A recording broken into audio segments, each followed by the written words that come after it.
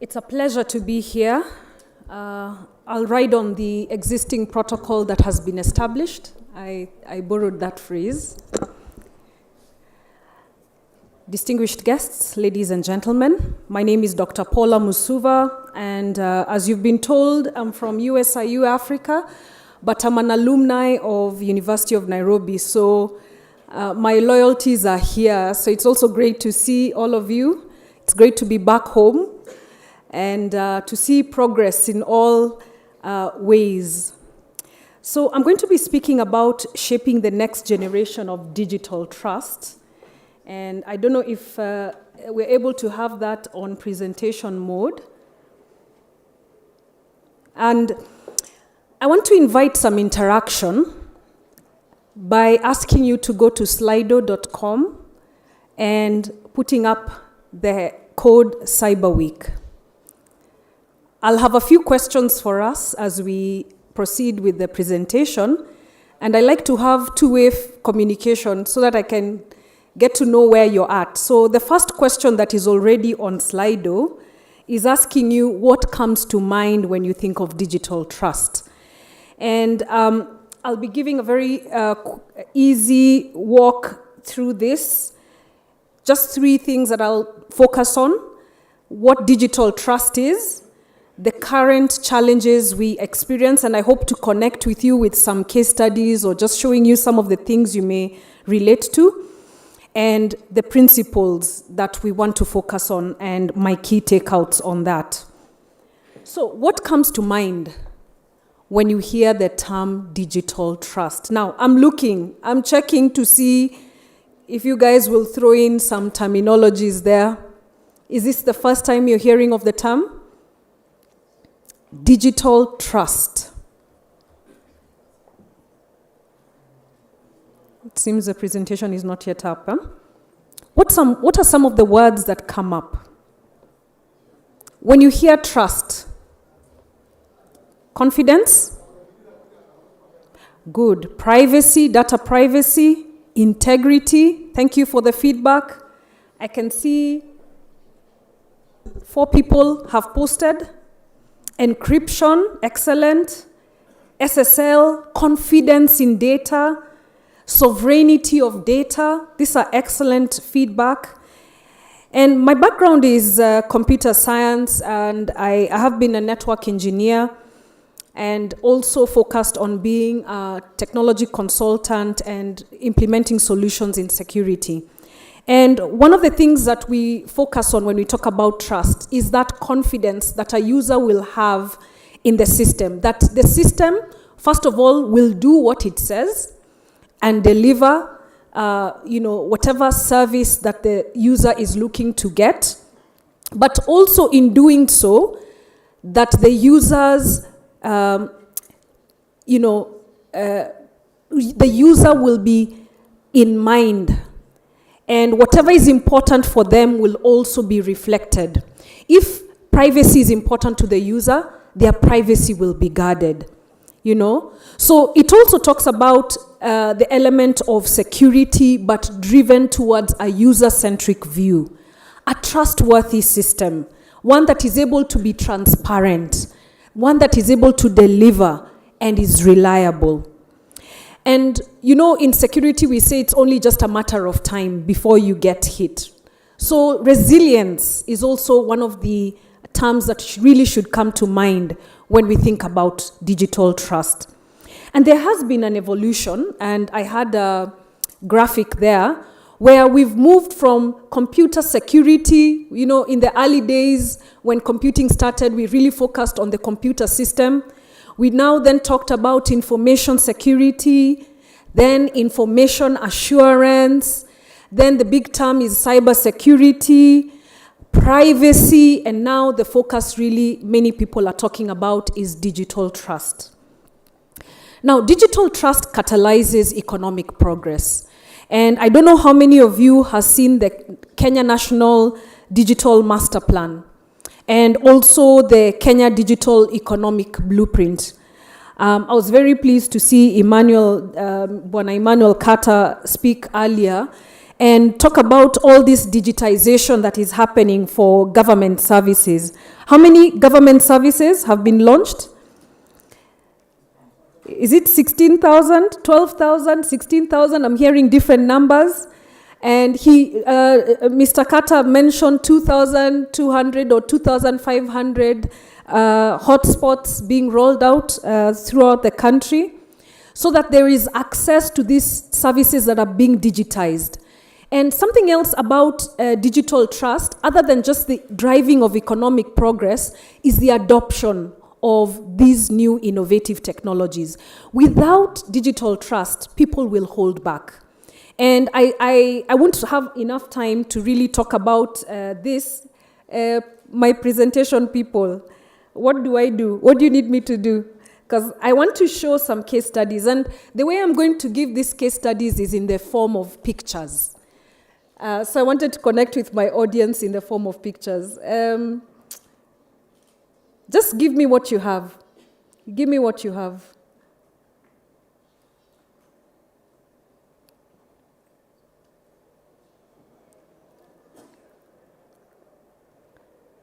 So let me throw in the next question. So thank you so much. And when I look at the word cloud, what stands out most is privacy and confidentiality. So thank you for that feedback. So I'm going to play out the next question. Which of the following cyber breaches have you experienced? So I've thrown in that question. Please join. It's not too late to join. Slido.com. The hashtag is Cyber Week. Phishing, loss of data privacy, financial fraud, deep fake, misinformation of different forms, identity theft, and now even we talk about synthetic identity, right? Because now AI is able to create somebody who is not really in existence, right? You know that, eh? Denied access. You want to pay parking, and the only way to pay parking now is using a digital platform, and you cannot pay. Thank you so much, team. Let's advance to the case studies.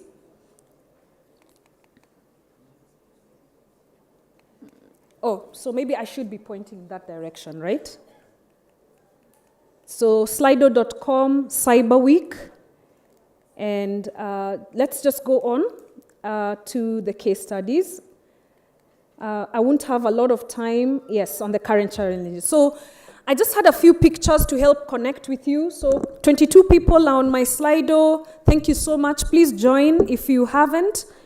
Slido.com, and the hashtag is Cyber Week. So this is what we're looking at. The Kenyan government is pushing services to be delivered online. And, you know, the president had a very big launch on this. And we now are seeing you can see over 16,000 government services, 100 plus ministries. Mr. Emmanuel Carter talked about Konza, Technopolis, and the horizontal infrastructure being in place and inviting people to come, investors to come. He talked about NOFB and the extensive, rollout of fiber and connectivity, the Wi-Fi and all that. That is what digitizing of services is looking to bring people to transact online. Now, just go to the next slide. And on the next slide, as the launch happened, just a few months after that, this is the headline we saw. Anonymous Sudan, right? What impact does this have? And what does it communicate to this customer, to this citizen who is meant to access these digital services? All right? So, essential online services unavailable, okay? Kenya's e-citizen digital infrastructure crippled, okay? Let's go to the next one. On the next slide, we have this big drive. And I think we also saw another scene. I was trying to get another picture of people lining up at KICC and having their, biometrics taken. And for the head of state to enroll, that means there must be some trust, right? And this rollout was very highly debated, and even the Kenya High Court challenged. It was taken to the Kenya High Court and was challenged in 2019. And what was the ruling? The ruling really touched on, again, digital trust. Let's move to the next one. Over COVID, a very common thing that has continued even up to today. So we can go to the next slide, is you're being asked to sign and do things online. And when somebody verifies a document, we want to believe that it was really them. So we're no longer focusing on in-person. We're saying, please verify even remotely using your digital credentials. LinkedIn, this is also where many of you are looking for jobs. You've seen also a push even on LinkedIn for you to verify your identity, right? Because how sure is a recruiter that you are who you say you are? And we all seem to look alike. Maybe to Asian or European, they say, you guys all look alike, right? So how do they know that it's really you when you show up for that interview? Let's go for the next one. And this was very big in the electioneering season 2 cycles ago, but now has come back again because of this element of the video you're seeing and the message you're seeing. Is it truly that? Is it that person who's really spoken? If you get instructions from a head of state, are you sure it's a head of state who's really spoken? Or some mimic and generated deep fake? If you've not seen this clip, I encourage you to go and see. And there's some very interesting conversations even around synthetic identities. And the other one we've seen is on financial fraud, and that's the next picture. And I'm going to drive this quickly so that I can be ending in the next few minutes. Now, even senior officers, OCSs, have fallen victim and lost close to 600,000. Can you imagine 600,000 shillings lost? And part of this is change of identity. SIM-swap really is about change of identity. Somebody has found a way to take your identity, impersonate you, change, and represent you in financial transactions, not just using the money you have in your M-Pesa or digital wallet, but also lending apps and borrowing against your credit. And this can go on and on. And the last one I wanted to just focus on, if you could just jump that slide and move to the next one on post-quantum. On post-quantum, people are saying the cryptography, and I like the presentation from my colleague, Dr. Githinji, the era of cryptography we are currently enjoying is soon to be short-lived because of quantum computing. And the challenge is now to develop algorithms that can supersede the speed of cracking keys. And this being brute force cracking, where computation, raw computational power is enough to get us to see the secret keys. And some of the conversations around this is, yes, encryption is at the heart of digital trust.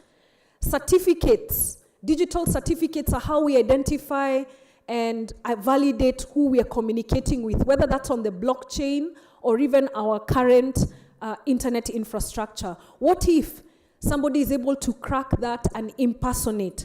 What if somebody is able to harvest data and keep it and say, this data that we've kept, we may not use it right now, but we've saved it and we'll crack it later and break your cryptography. So this is a big discussion, and I know there is promising leads in terms of the next cipher suits around this that are quantum resistant, and looking at what is currently safe for now. And it's a very big discussion. And I think it's an interesting area for research. So let me now jump into this, and just to report on these case studies, the ones that have come out from you as the audience, and please, if you haven't participated, please join on slido.com. Misinformation is big. That's the top. Phishing, many of you have fallen for phishing attacks. Misinformation, do you see that? Even the deep fake element, and also you receiving all these forwards, Tuma kwa hii number, all these things that you get on your phone and people are communicating. It's all about, it's impacting the trust you have on the platforms. So how do we fix this? And that's what I want to now land this plane on. Principles of shaping digital trust. And I'm going to just share a few, and I hope at the end of this you'll give me feedback on which one stuck and was the most important that stood out for you. Let's move on to the principles. The first is user-centric design. And this is basically saying organizations need to take what is important to the user and make that key. Privacy has slowly made it to the ranks as being very important. I think you guys have seen the documentaries like The Great Hack, and people saying, how did I become registered as a member of this national political party, right? You find yourself in the database because your data has been used for other things other than what you thought you were giving it for. So what companies are being kept to account is, you've collected the data. For what reason? And are you sticking to that reason? And are you getting informed consent from users? Now, the Office of the Data Protection Commissioner already issued quite a number of hefty fines, some of them even going up to 2 million Kenya shillings. Do you remember that? Some of them being to clubs, some of them being to schools. So this thing is likely to even take more prominence, especially as the courts are brought cases that relate to people's personal data. I really liked hearing Dr. Gashomba Alian talking about medical records being digitized. That's very sensitive information. So are you sure that your data is being used for exactly that and nothing else? Is it falling in the wrong hands? Security by design is the next principle. And this has taken many different tones.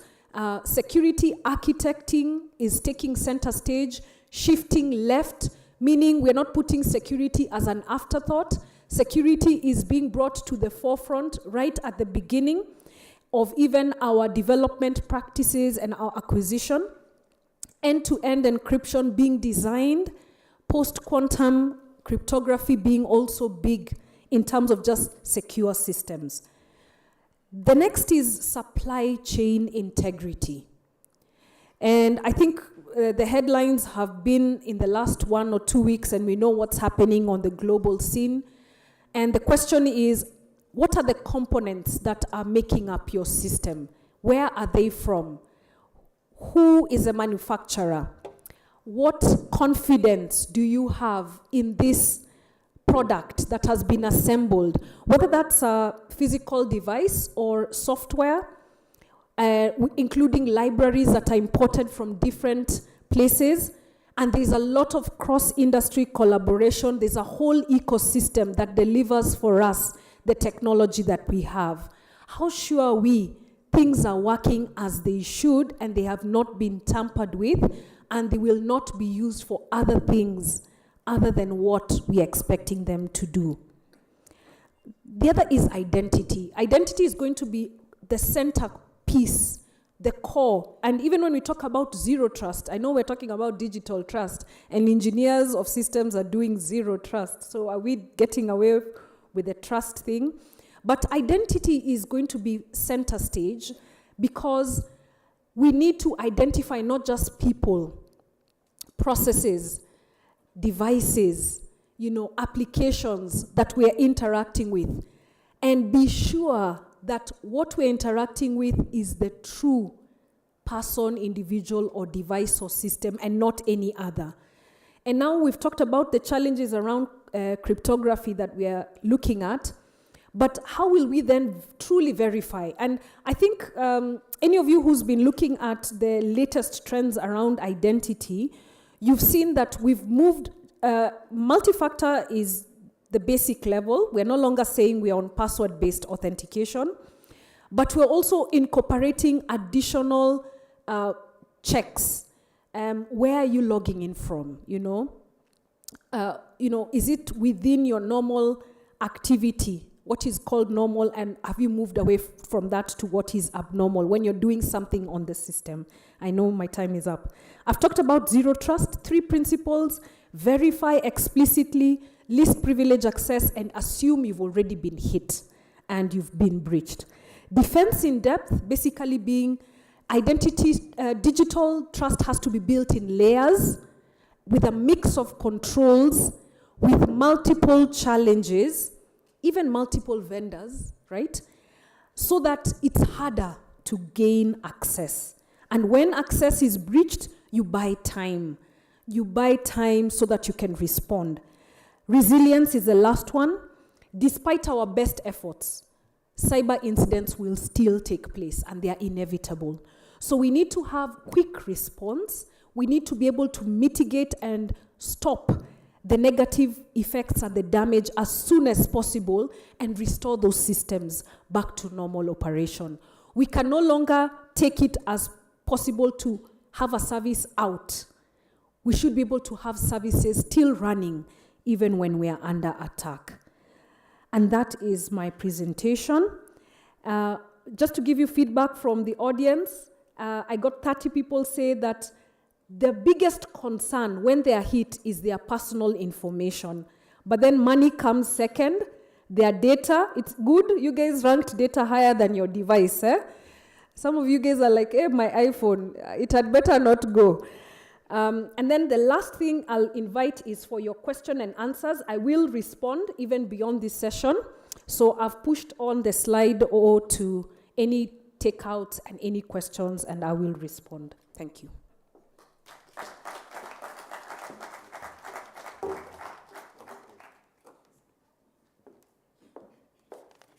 Yeah, that was Dr. Musuva, USIU. Next, we're going to have Mike Kamau, Managing Director, Sati Trusts.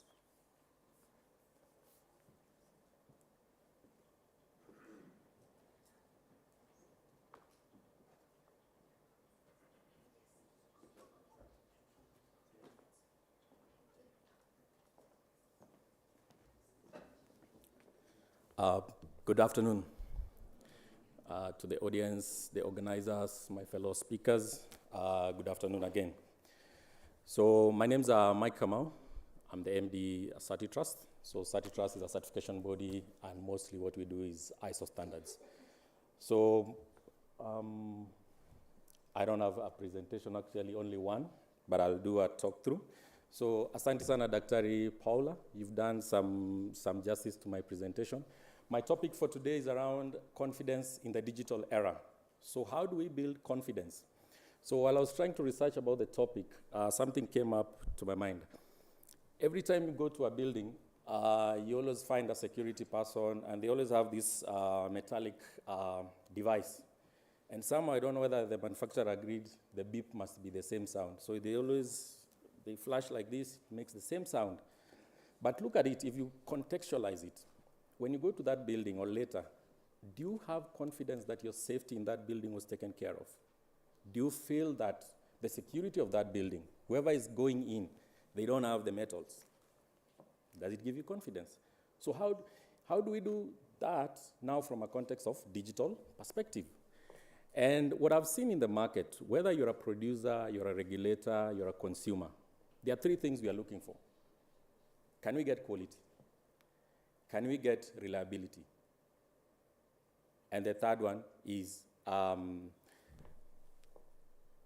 the interoperability. So Kiingereza saa ingine inakuwa ngumu. Interoperability. So quality, you are looking at this product I'm being given, this app I'm being given, will it give me the service that I want? Will it deliver what I'm expecting? And vice versa, me as a producer, will it meet the customer requirements as they expect? So when we give quality, we are able to give confidence. Take, for example, a young man develops an app, posts it on Facebook, I'm selling this merchandise, and even puts a till number. So when you see this and they actually push it maybe to your WhatsApp, and they ask you, you want this merchandise, can you pay through via PayBill? You'll find actually, you actually go behind and actually call and actually verify, is this the number, is it you? Reason, there's no confidence. So how do we build confidence? And you see, it's all about quality. Let's look at reliability. The government is doing a lot of digitization. Our national health system is going digital. Are we sure that if at midnight you want to get access to the service, you'll get it? What if on Sunday things are not working? Will you get service? Will you get help? Those are the things we are looking for. And you see, if we get that confidence, we will comfortably be able to use these digital apparatus. Or what if, let's say, for example, we go across the border. I'm using my app. Maybe my family is this other side. I want them to get a health service. Can I be able to use it because I've crossed the border? Is there reliability on that? So those are the things we are looking at. Take, for example, when I came in, I was actually asked to share my slide. Sorry, I only have one slide. So there's a lady called Karen who gave me her number, and I sent the slide. So to Karen, what assurance do you have that I'll only use that number for the slide on a lighter note? Yeah? So from our context now, we look at, that's where standards comes in. Standards, they come in and leverage everything. So that we are saying whichever geography you're in, whether you're in Europe, Africa, whether you're in South Asia, is there a baseline that when we say there is information security, there is business continuity, there is reliability, there's something that you've matched, there's something you've met. So that now we are able to say, if I go at the entrance, give my personal number, give my car number, give my all that the security people will only use that information for that purpose. And if I ask them to forget it, they'll actually forget it or delete it. Or I don't end up being in a political party in Kenyan context, okay? So those are the challenges we are facing. And what we've seen, actually there's some statistics which came out just last week from ISO. You'll see there's a very big uptake since COVID in terms of standards. Because now we are looking at, we want to do international trade. We want to partner with other organizations. But how do I know you? How do I trust you? How do I have confidence that you'll actually be able to deliver? Same way we have, if you're crossing the border, if you remove your national ID or your passport, then the person at the immigration is able to identify and able to get confidence that this is actually a true person, is actually a citizen. The same also us. So what is this thing that you can be able to give to your fellow business people, to your fellow players in the market, that you'll be able to build confidence in that? What is the role of academia in this conversation of also building confidence? If you look at statistics, there's a very big gap in terms of competence. Competent people to be able to support this ecosystem of digital trust or digital confidence. So you'll find what we have and what the market expects, there's a very big gap. So the challenge is to academia, can we be able to train more? Can we be able to impact more knowledge? And knowledge is not only about the technical people, because again, then there's a confusion. There's the users who need to be aware. What is my role in terms of maybe information security? What is my role in terms of this digital conversation? And if you've noticed in the past, I've seen banks starting now to do that. They're able to send you SMS and say, we don't call you on this number, we only give you this. That's awareness, and it actually helps to build confidence. Then vice versa, do we have competent people to be able to deliver this, to produce these digital devices, digital apparatus?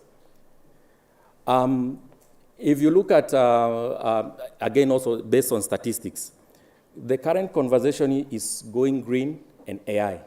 How ethical is the AI conversation? How ethical are the AI devices that you are building? Does it respect the human dignity? Does it respect the human nature? Who is the police for this AI?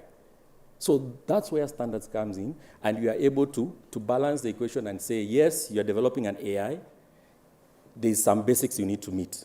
if maybe you are developing products, digital products, how will it affect our nature? Is your devices being able to be recycled, or are they going for that, what we call, we can be able to sustain tomorrow? As in, we are living today, but also tomorrow we are protecting it. So those are the conversations I feel we should be having in terms of looking the confidence in the digital era in a 360. Let's not just focus in terms of maybe the technology only. Let's focus also on the people, the processes, from the users to the end users. And I think from there, we'll be able to build confidence and be able to have the citizens, have the people in the country be able to accept all this digital conversation, all the digital innovations we are trying to pick up. And that marks the end of my conversation. I hope I've tried to instill some confidence in you. Thank you.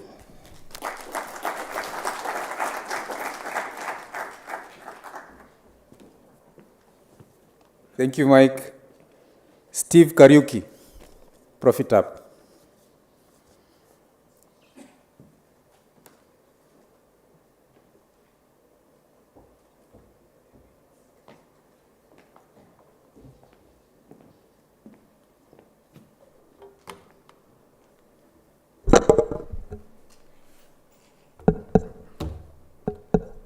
Good afternoon. I also want to ride on to the same protocol that was here so that we can also save time. I don't know whether my slides are up on that side. Otherwise, my name is Steve Kariuki. I am a key account manager at a Dutch company called ProfitUp. I'm also a network traffic analyst. And I usually battle cybersecurity from a network analysis perspective. Just want to take you back to class for just 1 minute. The lecturer who taught you about network design and management told you that internet comes in and it is terminated at a router's point. From there, we have a firewall for screening. From there, you have a switch. Then you have your users or your clients. The reasons to why we have that firewall there is so that it can screen traffic that is coming in, or we give it rules. If you see this IP, come in. If you see this IP, stop it. But does that particular firewall take time to look at the payload? In some cases, yes. In some cases, it doesn't. If at all it doesn't, then we have whether the IP was told to come in, then the IP goes in with the malicious content. If it does inspection of that payload, most probably it will be able up to a certain level because you have thousands of traffic coming in or going out. Now, if it is unable to actually look at all the packets, what happens then? Then in as much as you have a firewall, you simply have traffic that is coming in as much as it is allowed, it has content that was not supposed to go inside there. So at ProfitUp, this is what we do.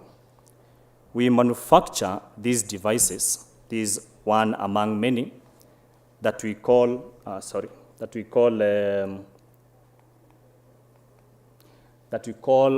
TAPs or test access points. Now, what test access points do? You connect it in between your router and your firewall. You capture that particular traffic that is inside there, and you take it to your XDR. I think Sangfo talked about it today in the morning. You take it to your NDRs, and so on and so forth. You also go to your firewall, in between your firewall and your switch, and you do the same.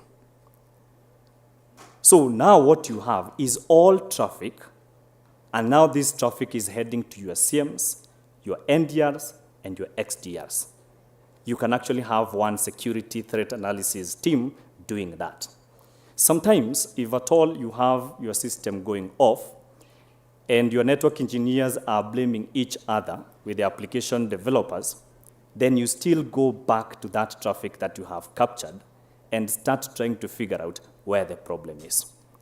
Now, this is an area that in Africa we have not really looked into. But I can tell you, because I have the privilege of sitting in my office and talking to the rest of the world, especially on cybersecurity companies, cybersecurity companies around the globe value their packets. They know that if at all these packets get in and they have not been inspected, they have a problem. And that is why you allow me to move maybe to the last slide before. That is why this company has this global outlook. We are able to serve defense forces, including the US. We're able to serve banks. We're able to serve various platforms, e-platforms, and so on. Why? Because everybody needs to get access to those packets. That type of attack will simply come through that particular packet. So if at all you are unable to look into those packets, then you don't have access. You actually don't have access to your security mitigation risks. Why do we need to capture and analyze these packets? On an overview, maybe 3 minutes. For network monitoring and baselining, my sister here has just talked about what is normal, what is abnormal. Now, how do you get to understand what is normal, if at all, what is abnormal, if at all you actually don't know how your abnormal looks like? So when you connect those devices, you are able to see your traffic over time. You're able to see where your clients are accessing. You're able to see which protocols are coming in.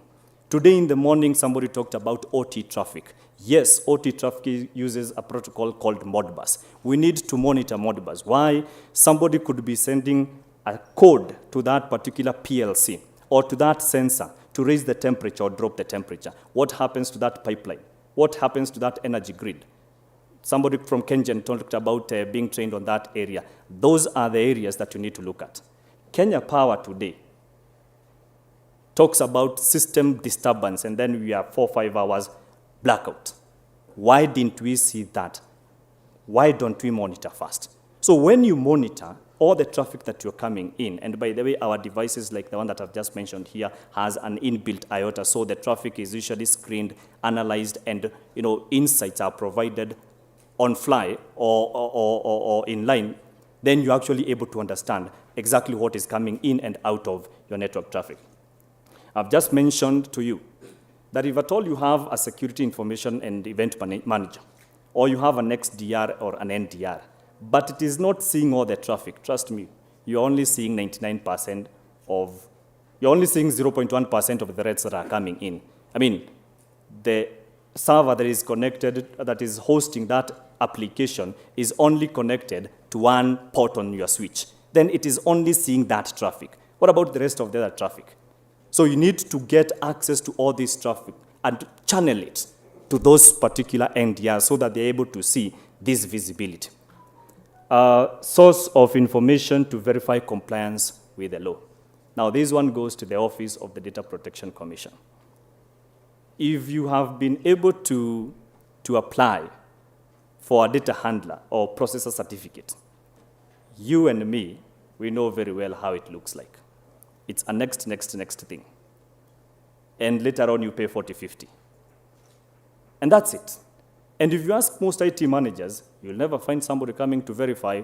There's a question like, what have you done to ensure that, you don't have malware here? Maybe utandika hapo, you have a firewall, you have a WAF, you have something like that. Nobody will come to verify that. But you see, ODPC need not go there, especially for web-based applications. Why? Because you can do things that we refer to as client-side decryption, and you'll actually be able to know what type of security is there. We've also had another type of talk here, that, or maybe even in other conferences, that you cannot audit cloud security systems. Trust me, you can. In fact, AWS provides you with a certain service called CloudWatcher or something, AWS CloudWatcher. It allows you to extract the traffic that is running on your instance so that you can be in a position to analyze what is actually going on your instances. Otherwise, the moment you just give somebody, when you procure a cloud service, it does not mean that then you offshore everything to them. They will do the hardware bit of it. But in terms of security, incident response, it is your responsibility. How do you do that if at all you don't have packets? You need them. You actually need them. I've had the privilege of sitting down and looking at some of our banking systems that we have. Most of them don't do something referred to as application layer encryption. So if somebody goes into those rooms and you install sniffers, and you have already heard about those stories, and those attacks have been successful. Why? Because we don't do that. So that means that when I'm seated here and you are running a web-based application, I'm simply able to do an entire reconnaissance about your web-based application system. So if we are talking about zero trust, I need you to give me packets so that I can independently verify what type of security architecture you have actually set there. But when you just come and tell me, I have a firewall, it is correctly configured. I have a WAF, it is correctly configured. I will not believe you until you give me packets so that I can independently review that environment. I've mentioned about the issue of VTAPs. VTAPs are simply the device that I've just shown you here. Now it is in a software format. You're able to install it in instances, running VMwares and so on, and you're actually able to get access to that particular traffic. Now, one of the reasons as to why you'll find that most organizations worldwide want these packets is only for two reasons: security purposes, and the last thing that I've mentioned there, performance analysis and troubleshooting. And it is unfortunate that as a country, that as a continent, to be very sincere, we don't have this discussion. In fact, the only place that you'll especially find people talking about cybersecurity from a packet analysis perspective is through a very popular conference that usually happens in EU or in US called SharkFest. If you don't access, if you actually don't get access to materials from SharkFest, I don't see you getting any other material, especially on this particular environment. And at this particular point, I will allow the organizers, or I'll just seek the intelligence of the organizers of this particular platform, to invite you on November 19th to 21st at Murang'a University of Technology. We'll be having the first African, quote-unquote, SharkFest happening there. And we'll actually be looking at this environment so that we can actually assist, especially application developers, those people who are doing threat intelligence, the government, to simply have an overview of exactly what happens in the area of packet analysis. Otherwise, I thank you. I know we don't have much time, but again, when it comes to the issue of packet analysis, I think we can spend weeks, maybe months, discussing just one environment. Thank you.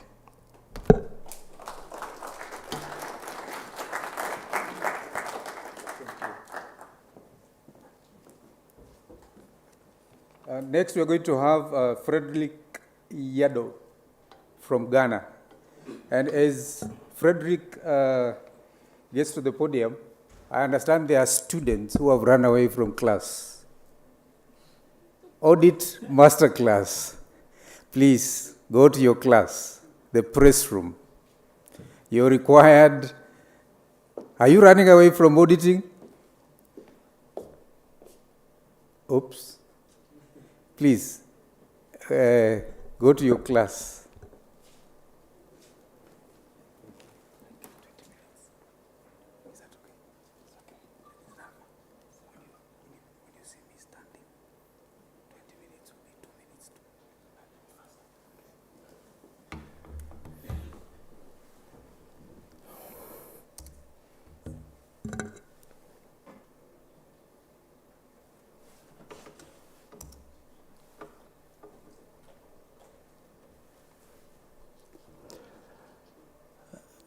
Good afternoon. I'm Frederick Yendau from Ghana, specifically the Parliament of Ghana. I'm here with my brother at the top corner, Adley Guided, Mr. Justice.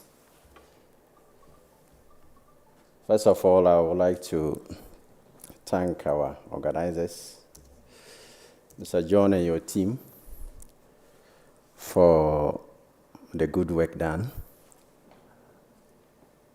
And we hope to also host Cyber Africa anytime soon. We are discussing shortly on how to leverage our digital transformation that is with us. But I also beg the organizers to, again, tomorrow, so that they give us a chance to talk more on the situation of Ghana in terms of cybersecurity and in terms of our digitization agenda.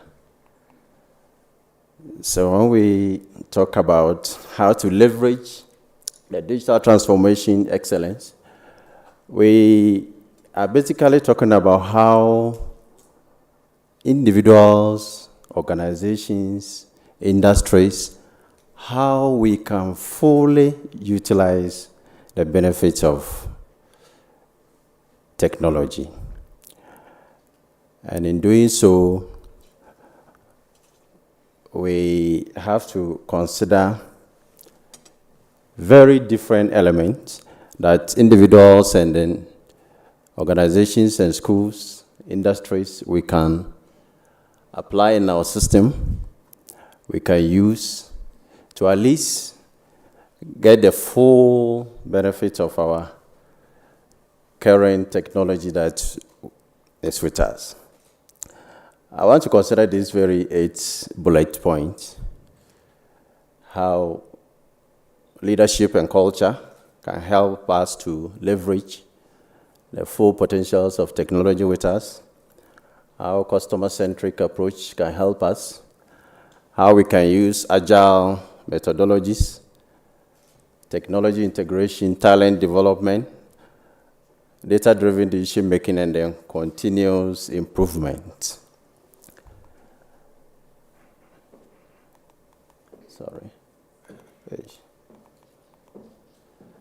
Vision and strategy. The first point I want to consider. Vision and strategy here is about how industries and organizations establish a clear vision that align with our current technologies that are emerging. You see that when your industry or your business fail to set your missions and visions to foresee the next 10 years or 5 years, how will technology be? How will my company adapt to emerging technologies?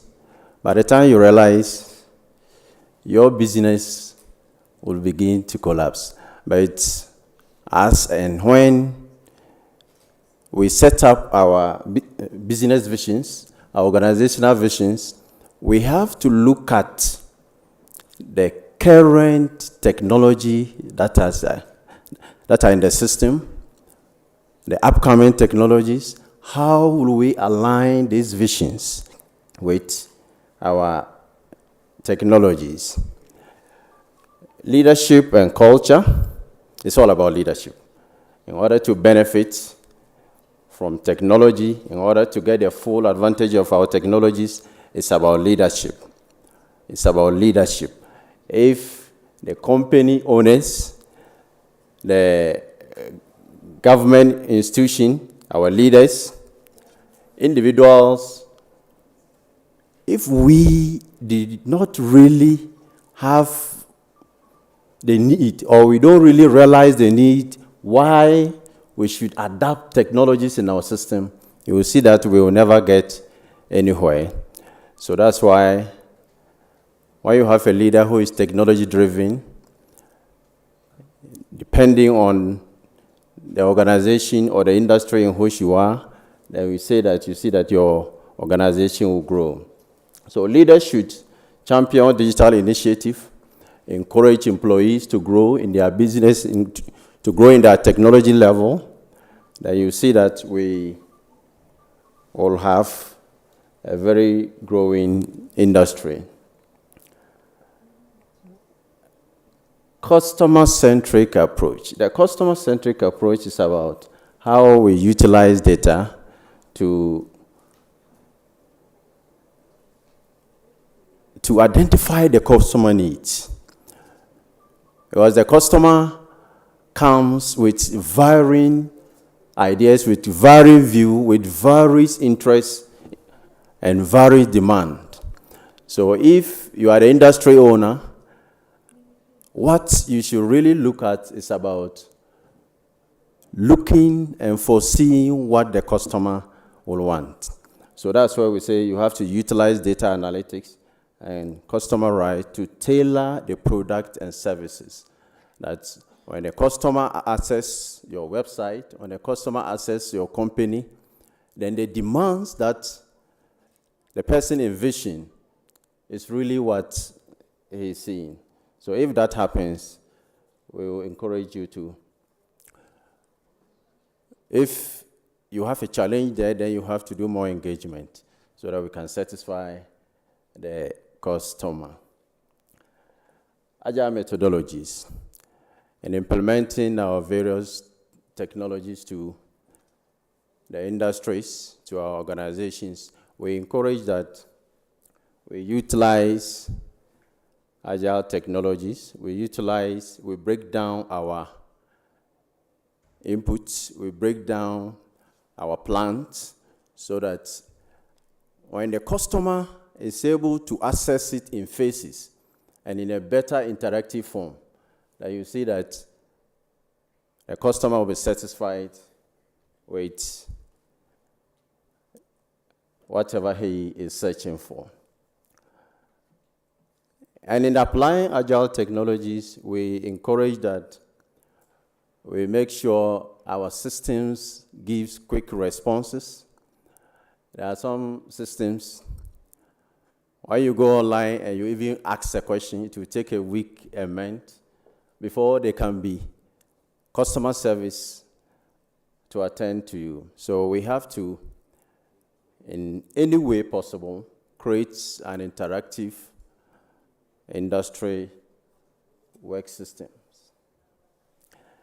Technology integration. We have to choose the right technology. Depending on your business vision, depending on your business strategy, we encourage that you choose the right technology that you can integrate seemingly without any problem. Depending on how you want your customers to access your data, to access your information, to benefit from your services, then the technology that we employ, we should make sure it is the right technology that we use for a seeming integration. Talent development, very important. Employees and employers, we need to be up, if not ahead of current technologies, but we should be up to date with the various different kinds of technologies that are with us. If the employees are well equipped, if they are well trained, if their awareness is created, then your industry will grow based on the input you have given to your employees. That will give you the necessary results. Continuous development. We advise that regularly we assess and refine digital strategies based on feedback and performances. When customers assesses your services, then as regular as possible, it is important that we assess the technology that we deploy. When you deploy a technology, then customers assess it, then you assess the feedback. Is the feedback positive? Do I need to apply any extra modern technology? Do I need to add any extra data?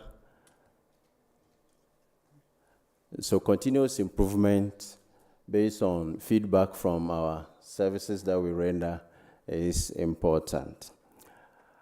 I will go into the perspective of Ghana in terms of the little we do in technology.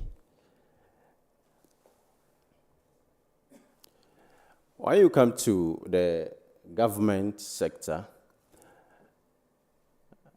we have various ministries and agencies that are targeted towards digital development.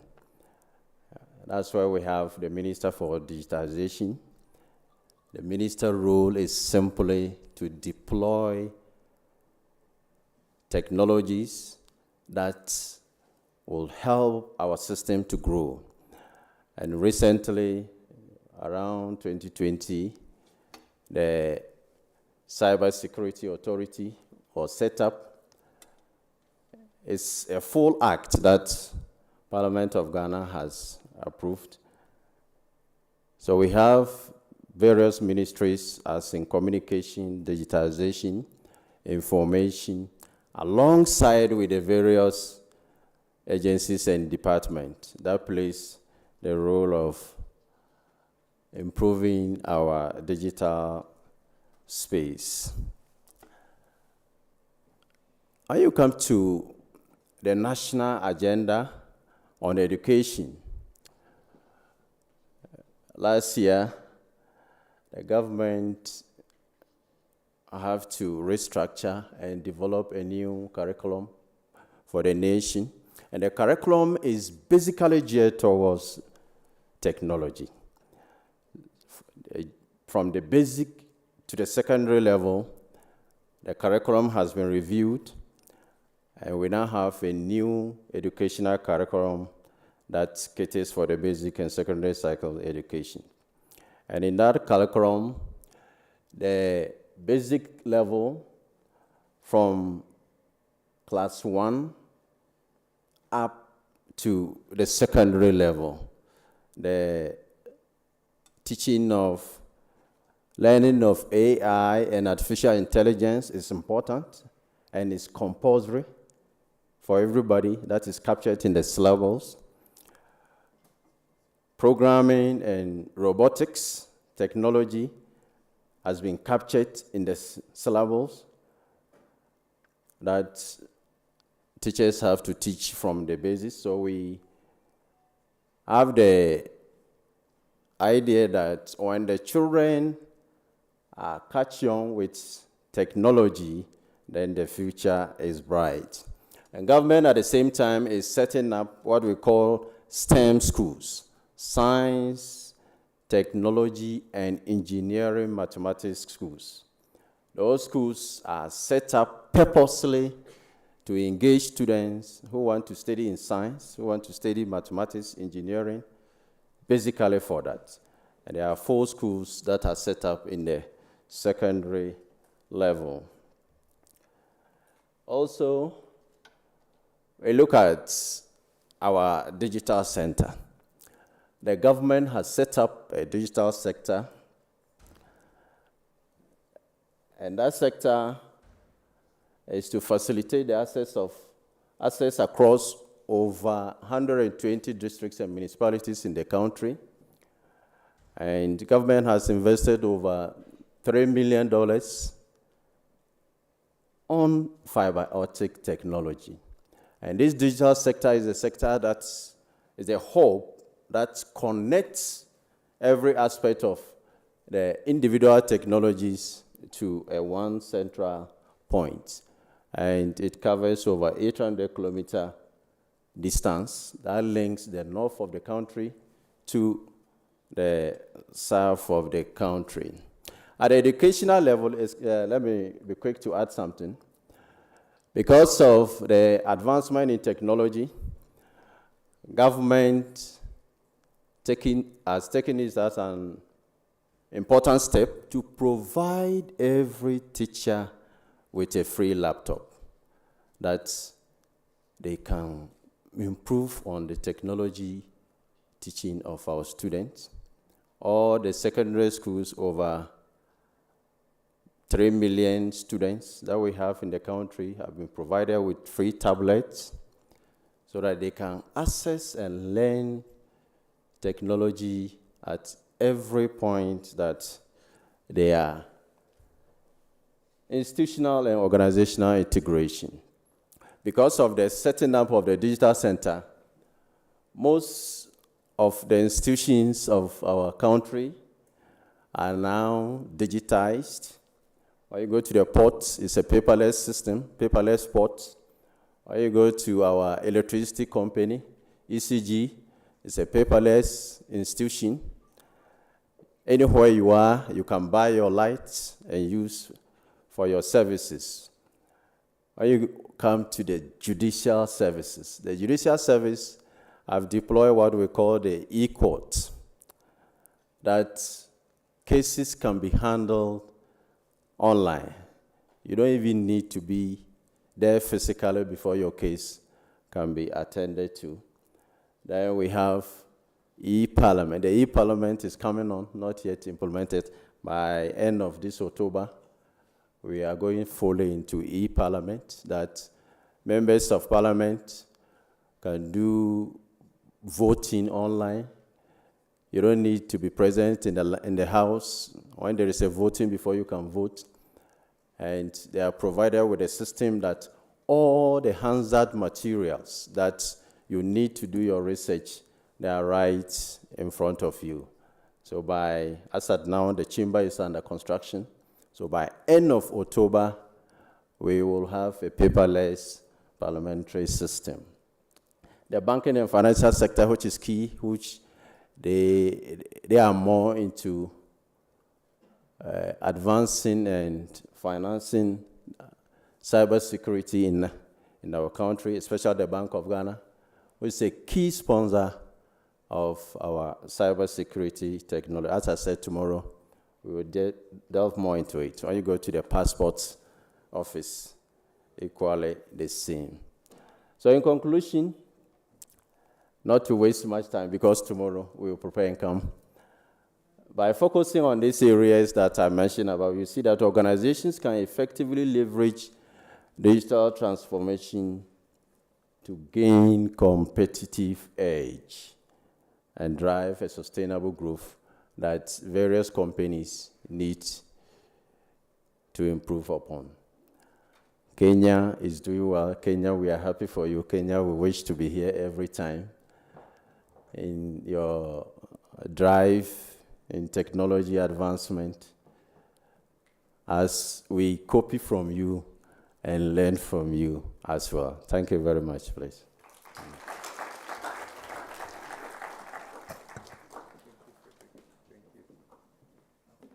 I disagree with Frederick. They are not copying from, we are copying from them. Even global statistics are showing that they are leading, because each child has a tablet. Wow. And each teacher has a laptop. And they have a cybersecurity ministry. Okay, we'll ask the questions tomorrow. Thank you, Frederick. Nancy Derry.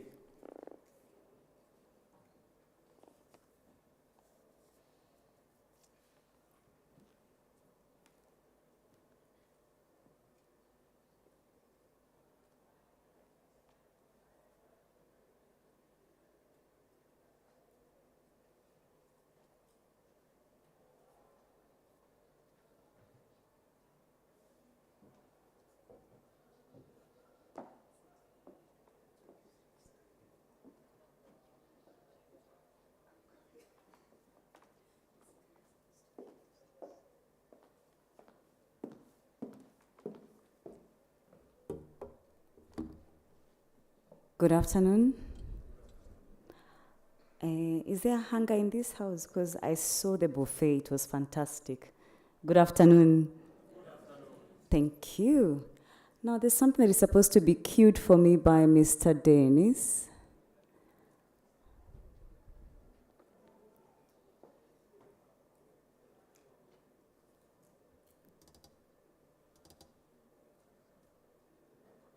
As we do that, my name is Nancy Nderi, and I work for Cybol, a cyber threat intelligence company. I'm the regional sales manager for Africa.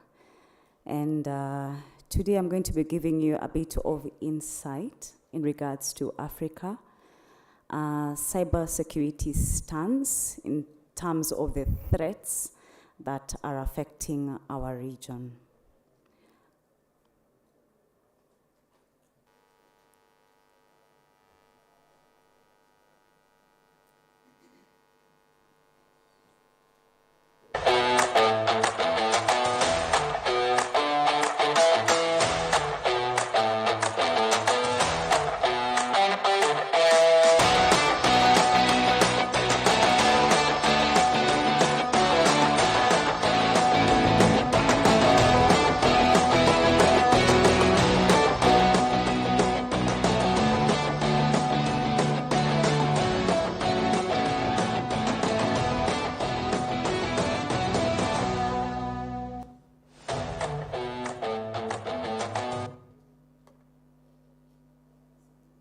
Thank you, Dennis.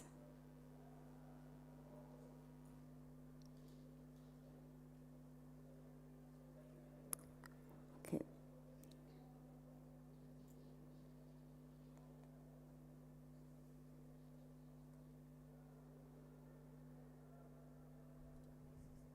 I hope you're not counting this, Mr. MC.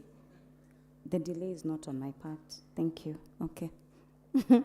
Okay, great. As I said, I'm from Cyber, and we'll touch on a bit on cyber threat intelligence. Now, how would it feel if someone has access to your most personal details? Your usernames and your passwords? Could be your banking data, could be LinkedIn, you know, these private chats that you have. And one day you just find them all being populated in the social media spaces. I think that's a bit scary, also including your family data. So let's see what we're going to discover today. Sorry. Dennis, that's the wrong PPT. MC, I'm sorry, it is not my fault.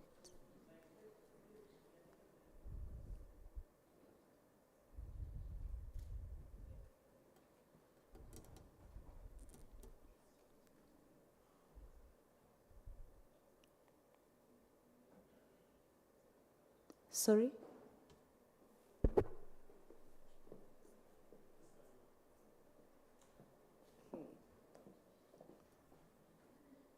So, as projected, did you know that in Africa we have paid about $4 billion to cybercrime threat actors? And that's about 10% GDP of Africa's monies. So you should actually ask yourself, so when my government is not running some of my projects, where is this money going to? So it's actually going to fighting cybercrime. In Kenya, there were 860 million cyber attacks in 2023. We are only 50 million in terms of population, and the adult population that has access to the net probably is about 50%. So let's count the rest as children and the youth. And now you can see the Gen Zs have become empowered in terms of tools compared to the previous generation. So they've got access to a lot of information. Dennis, any luck?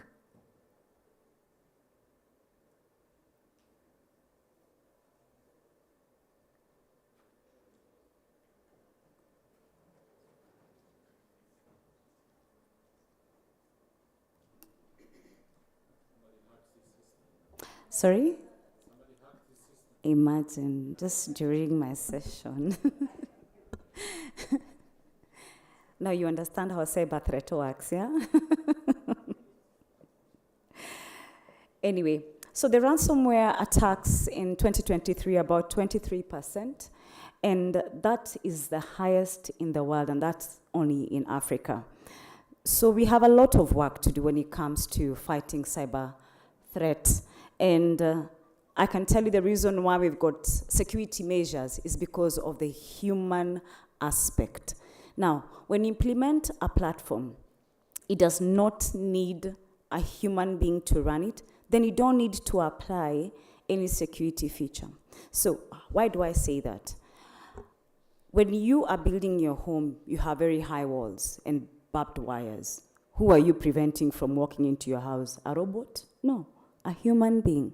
So security has been made because of the vulnerabilities that the human aspect has brought forth.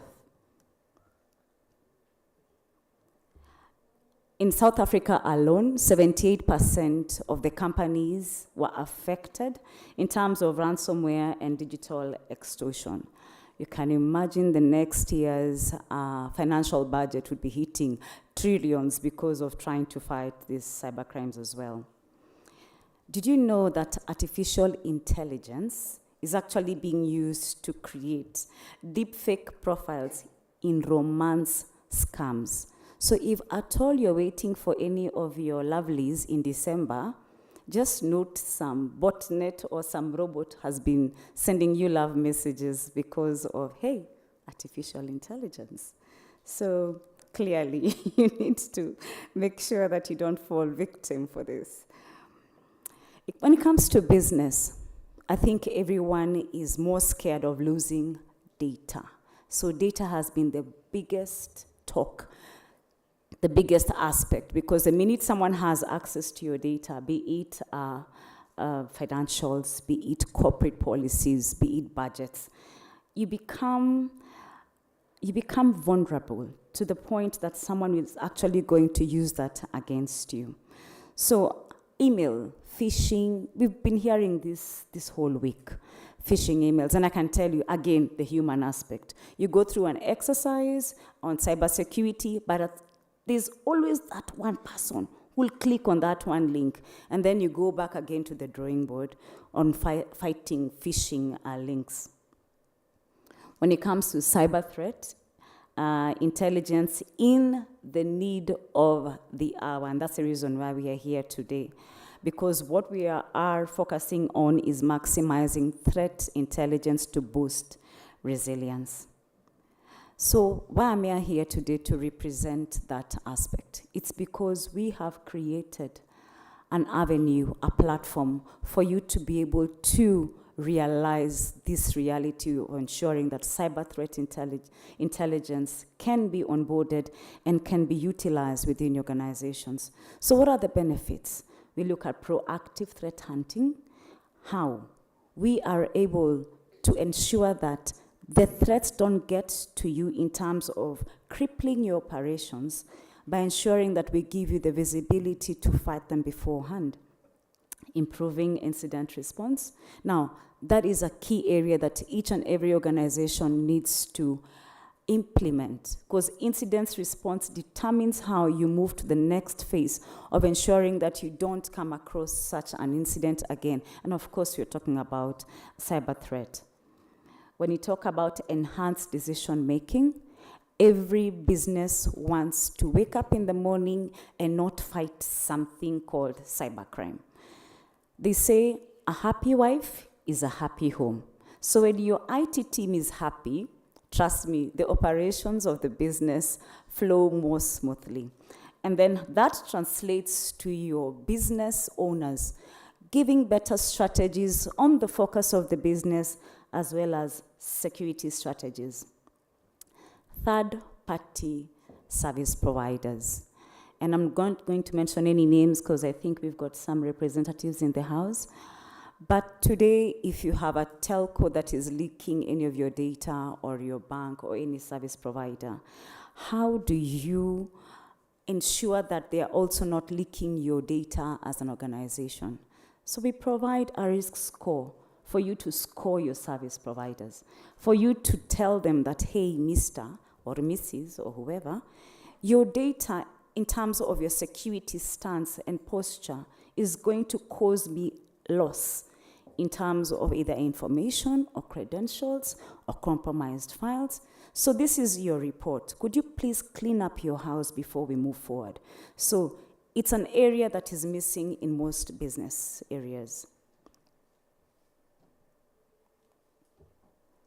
So where are we? Yes, we are here. So on the third-party supply chain, and I know most organizations don't have one supplier or one service provider, so probably 10, 100, depending with the services. So briefly a bit where I'm from, an organization from the US, ISO certified, with a few recognitions in this CTI industry. When you look at the products that we also provide, and the reason why I'm talking about them is because they also touch on each and every sector that you'd think of. We also look at government, where we provide solutions for intelligence platforms, military platforms. So we're not looking only at your normal enterprise platforms. I want to task you to go to your phones. Yes, go to your phones. Go to Google and type iBreached.com. That's the third column, iBreached.com. Then you're going to understand when I said we have 860 million attacks that were recorded in 2023. So please put your personal email address, your phone numbers, and then you'll probably have a small meeting by yourselves and ask yourself, so how much more of your data has been leaked out there without your consent or without your knowledge? GetOdin, of course, is a corporate platform, and Cyber Express, you could all subscribe to it because we also give you visibility on various cybercrime data and also attacks and malware. So we have two different types of individuals and corporates. Oh, I can see some smiles. I am happy. So we have got two types of people or corporates, because people are also like corporates. Those who are breached and those who are about to get breached. So if you're seeing any of your data in the dark web, you have been breached. Mumesalimiwa. So we also have a process on how we run this, where we help you, of course, ensure that you don't end up paying millions or even thousands of dollars to these threat actors. And of course, we have a way that we also mitigate the same. And guess what? We engage those threat actors. I didn't say terrorists, I said threat actors. So on behalf of the organizations that don't have that kind of skill, we're able to ensure that you don't lose your money and your data. And we have been doing pretty well in this industry, thanks to the customers and the partners. CyberPro, asanteni sana for being our partner and allowing us to be part of this show today and this conference, most importantly. Now, any questions for me? Yes, sir.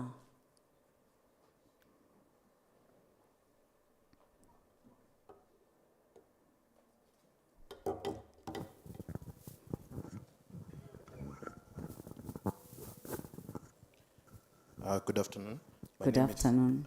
My name is Kevin Isom, and my question is, what are the legalities challenges that you've faced concerning threat actor negotiators?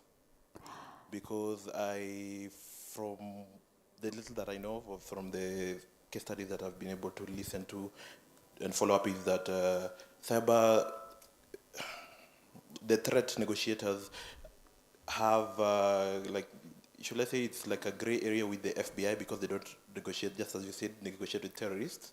So it becomes a slight issue, and it even comes down to the debate of, let's say, if you were to spend, let's say, 1,000 Bitcoin to send to them, maybe you negotiate with them and give them a 500 Bitcoin, you're still funding them, enabling them to continue to do the activities or to do other nefarious activities. Could you tell us what now, the rest of the world, what now is happening in the rest of the world concerning that matter? Thank you. Okay. By the time an organization engages threat actors or ransomware groups, they have done their homework on the weaknesses of these groups or individuals. Now, you just don't pay blindly, just don't go collecting data blindly and covering yourselves. You have to ensure that you actually validate that data.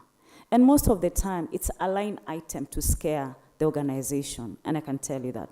Sometimes you actually find a lot of data that would actually cripple your organization. How we handle it, that is a conversation I'd want to have with you one-on-one. Yes.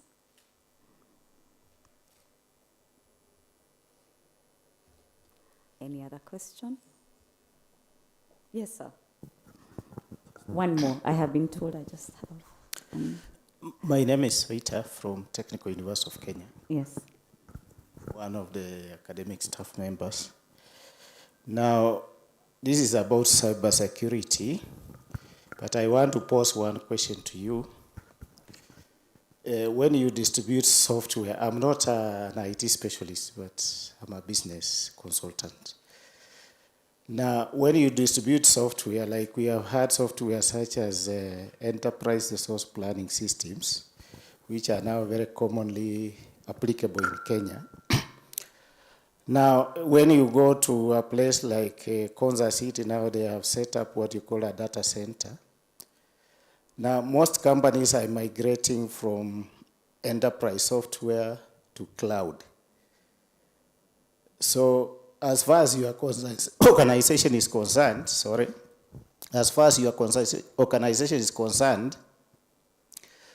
when it comes to data protection, paying for data protection, let us say the Ministry of Finance or any parastatal in Kenya or any private firm, it becomes very expensive to pay up for the services in data protection to consult a company like yours. Now, where do we see as, are you consulting for private companies in terms of cyber protection, or you consult for data centers? Like in Kenya, we are likely to have so many data centers coming up in the next 5 or so years. So are you able, for the purpose of cost reduction, I don't see a situation where private companies are going to go for consulting because it becomes very expensive. Maybe that clarification is important. So when I said for you to look up your data in Am I Breached, we have gone to the level of being able to consult even for an individual. So from your supermarkets, academic institutions, BFSI, government, you name it, we touch it, we are able to consult. So we do not have our limitations, neither are we biased. We also cover cloud, we also cover open source platforms, code repositories. There are very many areas. We have over 80 use cases of how you can be able to utilize our platform. The limitations, I can say, sky's the limit for us, and we keep improving our services every day. And I am readily available to have a conversation with you, especially regarding your academic institution. And maybe we could discover a few leaked files regarding your academic performance. How is that? Thank you, ladies and gentlemen. Enjoy your afternoon.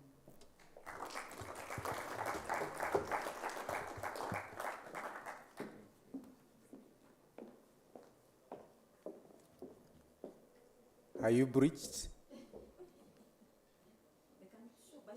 By show of hands. Yeah, one person is breached, two. Okay.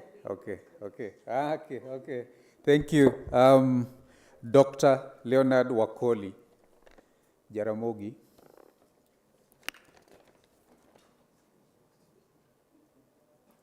University. Strategies for talent development.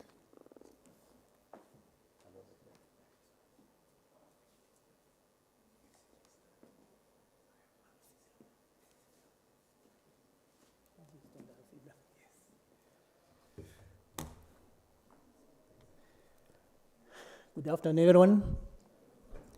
Good afternoon once again. Thank you very much.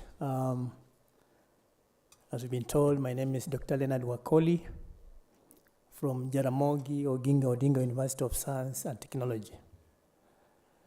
I'm excited to be here, and I would like to thank the conveners for the invite.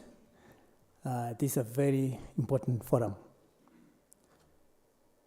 I will be talking about talent development strategies. I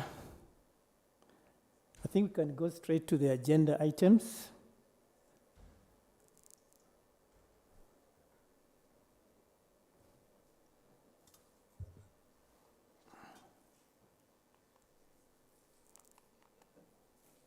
Okay, thank you. We have a few items that we are going to look at. One, we want to look at facts and figures, although not in detail because previous speakers have already alluded to that. Cyber security trends in 2024, strategies to hire and develop cyber security champions or leaders, and then, of course, summarize, conclude, and then you can also look at the references.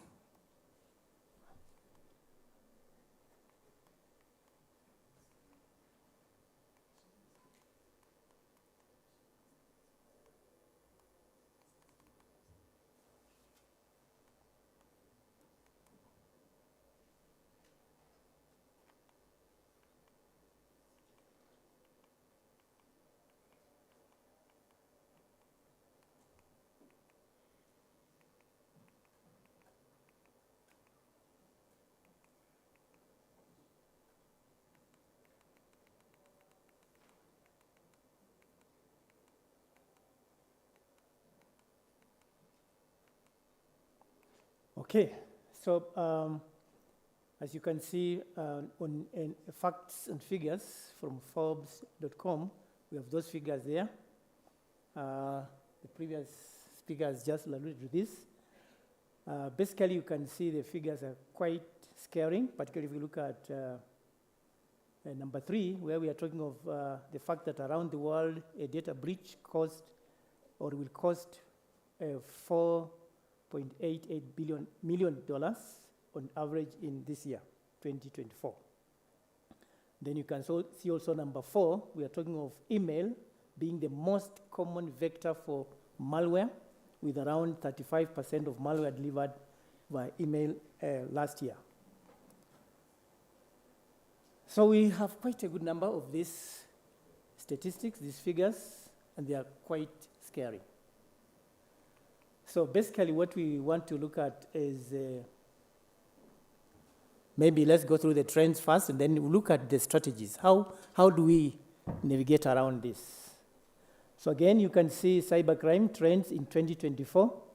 We have rising tide of AI-driven cybercrime, targeted social media scams, advanced BBC attacks, ransomware targeting personal information, and so forth and so on.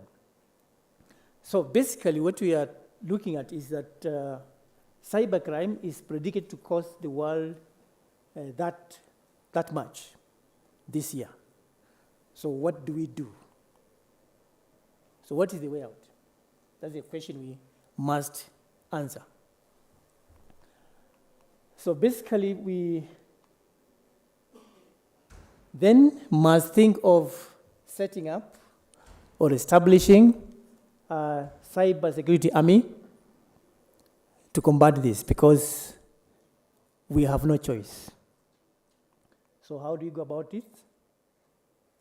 Now this is where exploration of practical strategies for talent development within the cyber security and AI industry comes in very handy.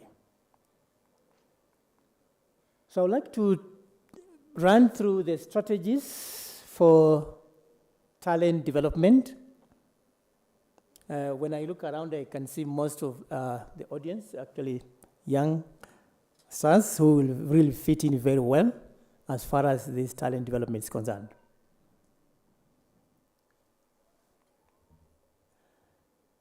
So I'll run through one by one. The first one, as you can see, we are talking of tapping into the hidden workforce, where you look at anybody around, because in the past, the notion has been that everything we leave it to the ICT fellows. Nobody else is concerned. That's where we went wrong. We are all affected, whether we like it or not, and therefore everyone should be involved in terms of this. There are people, as you may know, who are very committed, who are very interested in this, who have a passion, and they could do very well here, being part of cybersecurity army, who are not basically having ICT background. So basically what we want to do is to make sure we tap into that hidden workforce within the organization. 2, design an effective employee referral program. Of course, referrals are normally very, very crucial and very important and very reliable. So basically when we get this, like we are talking of, maybe if you referred somebody who will understand the culture of that organization is likely to fit in very well when they come on board to really fight this menace. The next one is prioritize internal mobility and talent access. Let's grow the people we have. We do not have to go out to look for people out there when actually we have people within ourselves, within our reach. So let's grow them.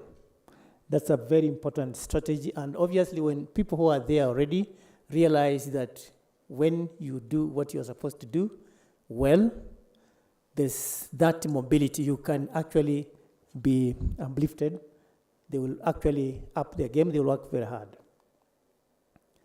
There's also the issue of branding, employer branding, and employee value proposition, which is also very crucial. Look at the use recruitment data to make decisions, develop a recruitment marketing strategy, engage with passive candidates. There are those who actually may not be very outspoken, very outgoing, quite passive. So if you engage them, you'll actually discover that they have some hidden talents that you can tap. Elevate the candidate experience, implement skills-based recruitment. This is also very crucial, and of course, many of the employees today are just using that. There's no point you arriving with a first class when you are told to perform some basic task you are not able. It will not help you.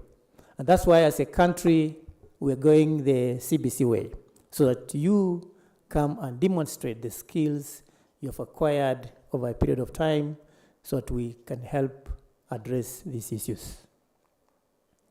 Foster a culture of continuous learning. Already it has been talked about. Of course, you are aware this space is very dynamic. What you acquired last year may not actually help you now. So that element of continuous learning is very crucial. That's why out there we have many, many organizations offering certifications to enable you keep the skills that are required. Then, of course, attracting talent into cybersecurity. We can look at fostering a safe and inclusive culture, look at the offering competitive compensation. That is very key. Look at, of course, or providing flexible work arrangements where anybody could work from anywhere as long as they're delivering what they have been asked to deliver. I know in the past it has been very difficult, but as we move forward, this is going to be the norm. Then, of course, prioritize employee well-being. This is also very crucial. We don't just have to think about work all the time. Let's all look at these people who are doing the work. Let's prioritize their well-being.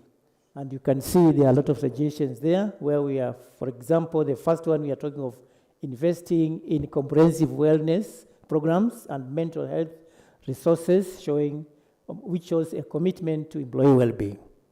Then, of course, number 2, we are talking of programs that may include access to counseling services, stress management, workshops, and initiatives supporting work-life balance. That's very crucial. Otherwise, it may be very disastrous. Then, of course, enhance engagement opportunities For example, providing opportunities for professional development, which is very crucial. We have already talked about that. Implement effective onboarding and mentorship programs. Mentorship is very, very key, very crucial. It really helps those youngsters who are coming up to fit in very well and do what they're supposed to do. Then, of course, number 7, invest in management training, which is very crucial. For example, if we are to equip the managers with the, of course, things to do with communication, effective communication, leadership skills, which will actually foster very positive relationships amongst the team members, so that at least we get the best out of the people who are working for us. Maintain open communication. That's very straightforward, because where there's no communication, things may go very wrong very easily. So communication is very, very crucial. It's a good strategy. Then soft skills. Again, if you are just as a technical person, if you didn't have any soft skills, again, it may work against you. It may work against the organization. So it's important to have this as one of the strategies. Let's have our technical personnel be equipped with the soft skills, as you can see from that point. Okay, so in summary, we have actually basically talked about the figures, facts and figures, security trends in 2024. We have also looked at the strategies to hire and develop cybersecurity champions, creative strategies to hire and develop security champions, attracting talent into cybersecurity. And in conclusion, we can say by implementing these strategies comprehensively, organizations can create an attractive workplace environment that draws top talent into cybersecurity field while fostering long-term retention. Thank you very much.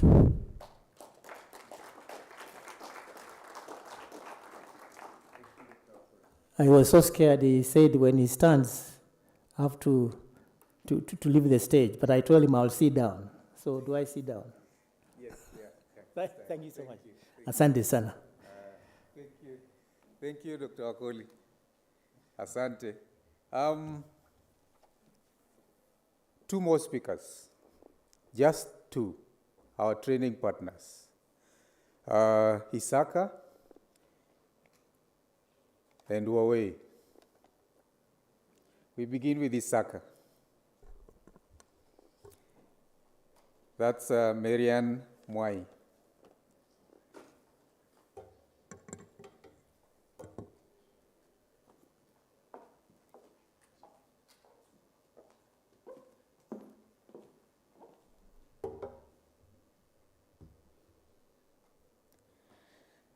Good afternoon, everyone. As we wait for the slides to come up, how many of us have heard about Isaka? Hands up. Hands up. That is like 60%.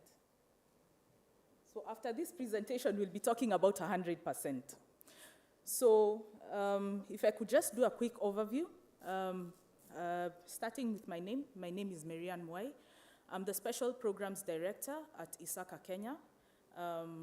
Isaka is a professional organization, and what we normally do, we normally focus on training, on training of various aspects for digital trust professionals. So let's start here. So Isaka is a leading body dedicated to IT governance. So we are looking into, Isaka Kenya is affiliated to Isaka Global, and this is where we get our direction from. So Isaka in total has 170,000 members, that's globally. Then we have 200 chapters globally as well. And Kenya is the 158th chapter. we have now, coming closer home, we are 18 chapters in Africa. And now, this is where we need Shangwe na Vigelegele. Kenya is the second largest chapter in Africa after South Africa. So we are doing pretty well. And we encourage all of you to join us here. So we have 1,900 members, and out of these, 180 are student members. I'm repeating that. 180 are student members. So students are welcome. So we envision to be a digital trust. We are the ones who build this. We are the ones who equip the digital people with digital trust in capacity. So next, next one. So what's our purpose? We are looking to help businesses and technology professionals around the world realize their potential in utilizing technology. So here we have a slide showing our leadership in Kenya, from our president right through to the board members, our immediate former CEO, and the She Leads Tech liaison. For the ladies in the house, She Leads Tech. So we have an arm specifically focusing on the ladies. So what are our offerings? Here, there.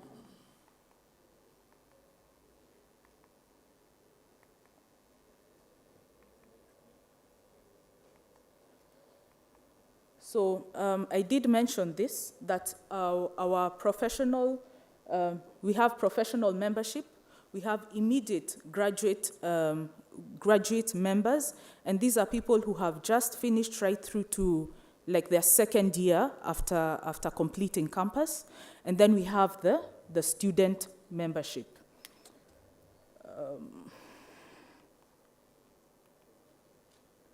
These are just the statistics showing how our numbers have been growing over the years. So you can see in 2022, we are at 73.27. 2024, we are at 75. Value of ISACA, why become an ISACA member? We are talking about professional development. We are talking about you're gaining insights from what is happening all around the world. You're gaining guidance. You're gaining networking opportunities, and you're looking at also professional recognition. If I could just talk about a bit more about networking opportunities. Once somebody is a member and a registered member in ISACA, then you're able to get mentorship, not just from Kenya, but from any of the other members globally.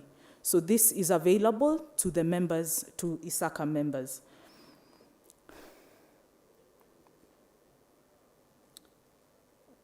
Okay, so here we have a representation of our certifications. How many have heard of CISA? Hands up, hands up, hands up, hands up, hands up, higher up. CISA? That is our best performing certification. It's right up there when you're talking about IT audit certifications. It's right up there. So here we are talking about IT audit. We are talking about risk professionals, equipping people so that they can be able to look at risk and look at their processes and know how to deal with risk and mitigate the various risks that would be there. You're also talking about CISM, which is for managers, IT managers. This would help them looking at information security governance. You're talking about Seagate. Now, when we come here, this is not specifically for IT, Seagate. IT, when you're looking at governance of IT, we have people using IT within their organizations, and they are the ones who need to be there assisting in governing this particular IT space. So we have Seagate, and then do you see CDIPSI? There's a lot of talk and about data protection, and this certification is preparing for data protection professionals, and it is internationally recognized. Now, the last two are for the ICTA and CET, are for graduates who are just leaving campus, getting into the job market. So we are preparing them for the job market. If I could just go to the next slide to just show you the tracks that one goes through to get to the ICTA. These are stackable certifications, so you can start right from computing, build up to networking infrastructure, build to cybersecurity, like that. So you can stack them up until you get the full certification. We also have CET. Next slide. We also have CET, which also has, again, specializations within there. We are talking about, you can be CET artificial intelligence, or CET blockchain, or CET cloud, or CET IoT, depending on where your area of interest is. This is Certificate in Emerging Technologies. So these are the various certifications that I have just spoken about. And so ISACA normally has various trainings and conferences which run every so often. And we have some local trainings, we have international trainings, we have various workshops. We also have customized trainings. So if you have, we've been talking a lot about the weakest link in an organization, if a breach is to happen, is the human being. Now, not everyone is an IT professional, not everyone is IT savvy.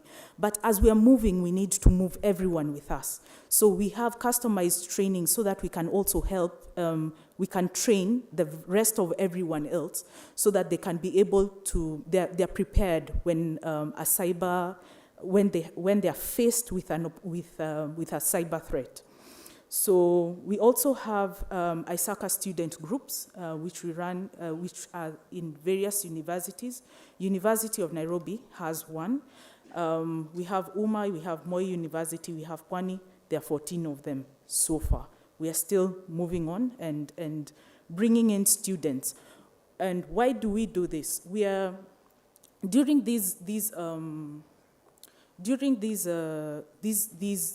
our meetings with the ISG, we call them ISGs. During our meetings with the ISGs, what happens is that we provide mentorship.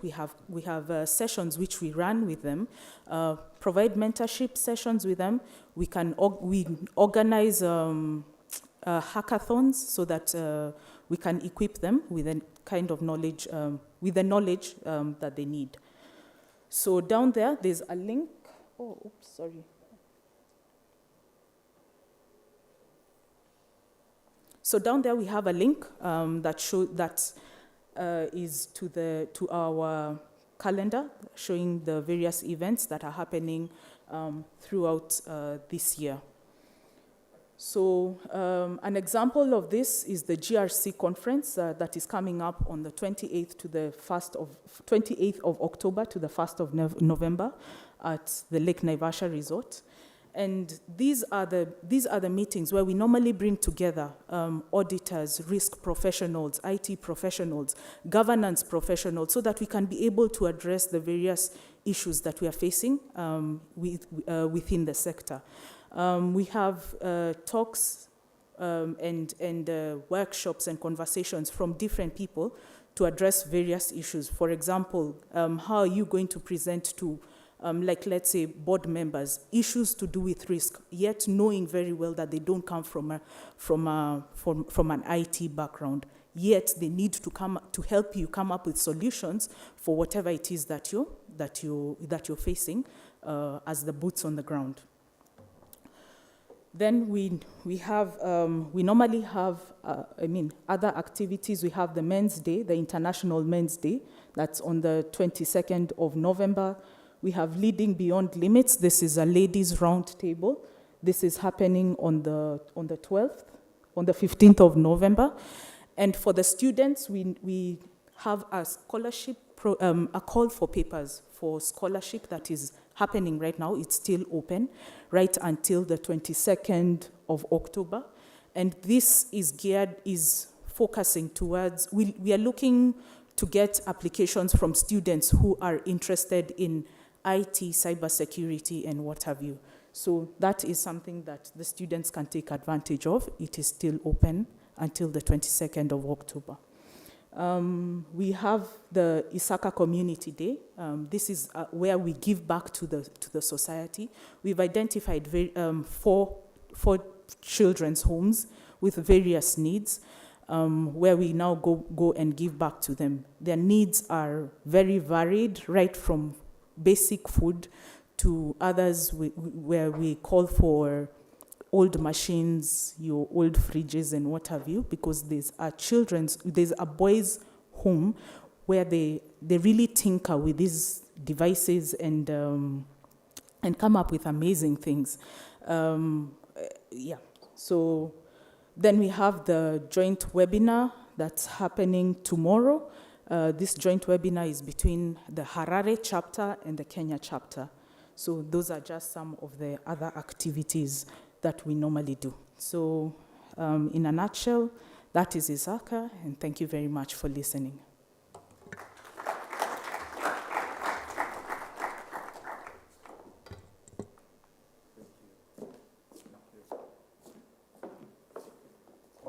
Yeah, before the last speaker, we have a special announcement to make, and it's going to be made by John Mutunga.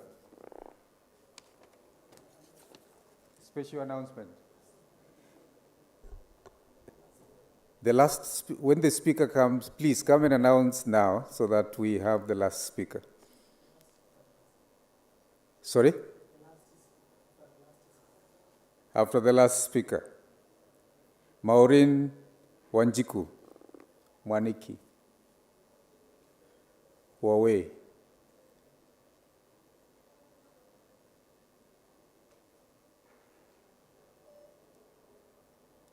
Okay. She's not here, so we will have the announcement.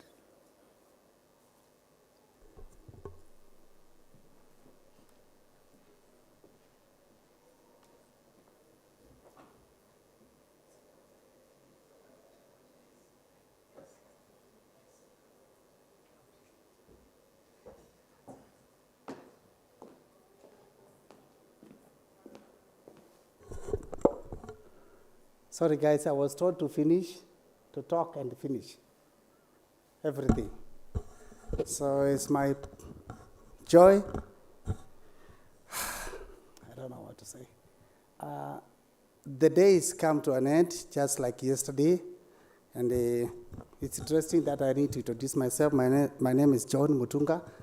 I'm the Managing Director for CyberPro, the convener of this conference. And I'm pleased to see you all here. You've been patiently waiting, guys from everywhere. You've listened to multiple speeches and multiple discussions on the cutting forward way for cybersecurity. I'll make a light note on the cybersecurity ecosystem. For those of you who are thinking that it's over, it's not yet over. We are starting all over again with the entry of AI. With all the technologies around, I think most of the stuff we are struggling with will be sorted by AI. I'm thinking of a world whereby modules and machines will be generated to generate other machines, which will be watching other machines. A human factor will not be necessary at all, because these machines are able to collect data from other machines, and the chain will be so long, and you won't have anything to do as a human. I'm looking at a situation whereby your child, sorry to say this, will fall in love with a machine and come up and tell you, I don't need to marry. My girlfriend, who is here, a robot, is okay with me.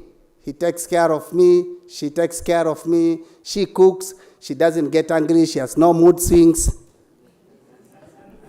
And he doesn't come home late. Listen, if you can think about it, it can be done at this age. You just need to think big. I will say this because the The Jews are not in the house. How could somebody blow up the pager? How? Anybody who knows how the pagers were blown up at different states? The only thing I can tell you guys, if you can think it, it can be done at this time. And you don't have to be scared by everything which was spoken here. You don't have to worry about it. With entry of AI, all of this stuff will be sorted out by themselves. Just like there's no rain and then it rains, just like there's no new technologies and new technologies are coming up, we are totally becoming machines. And machines will override humans. We just need to be ready. And we just need to agree that machines will take care of everything. AI will override your writing. The last time I wrote a letter was last year. All I usually do is go to ChatGPT, just write an agreement. I just need to mention the guy writing the agreement, the one I'm writing an agreement with, and the process. And I say, this is not good. They give me another one. I say, this is better. Can you add this? They add. Why should we think anymore? Why should we be scared that our jobs will go? They have already gone. Why should we be scared that our education will be minimized, education, the quality of education will be destabilized? Because the content is out there. We don't need to read more. We don't need to research more. All we need to do is align ourselves with the right train. Which train is this? Cyber. Aligned with AI. Machines will be preaching in churches. Machines will be piloting. Machines will be holding conferences like this. The last speaker just said, the guy from Ghana just said we wouldn't have even parliament. People will be having parliament discussions in their bathrooms. And I'm here trying to chop and code and try to do MML, and people are printing aircraft wings. I've attended like 10 conferences international within this year, and I found nobody is talking about what we are talking about. People are talking about artificial rain, artificial children, artificial schools, artificial systems, where machines are making machines to make machines so that they can have the final machine. And the only thing you need to do is those with your own eyes. You just look at it and it says approved. Why do we have to go this far? The only thing and the only item you need right now to do is to align yourself. A CyberPro, I didn't give you the history of CyberPro. Our intention was to bring the three ecosystems together: the government, the academia, and the industry. We've picked this focus from the ecosystem of technology in Israel. And do you know Israel is number 1 or 2 in the world on technologies, especially cyber? And I moved in there and thought of, how can we have something like this in Kenya? How can people listen to us? Because our main focus is not money. We are not looking at economic advancements as a nation. We are not looking at individual personal advancements. We are looking at building a system whereby when you sit down, you have a love for your nation. We are looking at national security, where the students will not hack the government and the government will not say they are half-baked. Where the industry will not ask for 5 years experience, but will be part of the 5 years experience. I'm working for Dell, and I'm working with the university to build students who will be able to work for Dell. I'm working for HP, and I'm looking for students from first year to work for HP. And we do apprenticeship. That's the only way you can create a positive impact on the nations we have today. Because the people are full of, the people are full of financial ability. What is in it for me? How much am I going to make? If this thing doesn't make money for me, I don't need to. And you tell someone, I need to do a master's degree in USA, and how much does it cost? $56,000. I'm not ready to pay for that. And it's over. So what you do, just go to a certain university in Kitui and do a simple course. And your dream is drops. You start now thinking like a farmer. I want to encourage you guys. You may never remember, but where we are going as a nation, the love of your nation can change a lot of things. Yeah, you're laughing because you're thinking of how you are going to hack treasury. I sat down with a a serious hacker in USA and in Israel, and I asked them, so if you are good hackers, why don't you hack the Central Bank of Kenya? They asked me, where do we take the money? That's why I'm saying the love for the nation will supersede your personal love. One of the strengths of Israel and the nation that is built with the foundation of God is the love for their nation. They can talk about everything else, but when you touch the nation, they change. I don't know whether they are the only guys speaking Hebrew, but I know it's something which we can implement. It will only take one man to change the state of our nation. One person really. It could be you. As a company, we are giving a scholarship for 5 students to study at Tel Aviv University. As I said, the Hebrews are not around, so I can say anything. We are giving scholarship for 5 students. Of course, we are not taking the best. We are taking people with the passion. You could be even doing law. You could be doing even agriculture. You are the guy we want. 5 guys, fully paid scholarship, Tel Aviv University, but you need to choose which course you want to do. There are so many courses there. There are so many disciplines. You need to choose which course you want to do. And then in the month of October and November, we are offering scholarships we are offering masterclass training, which is paid for. The same place, the same country, but we may not be at Tel Aviv University.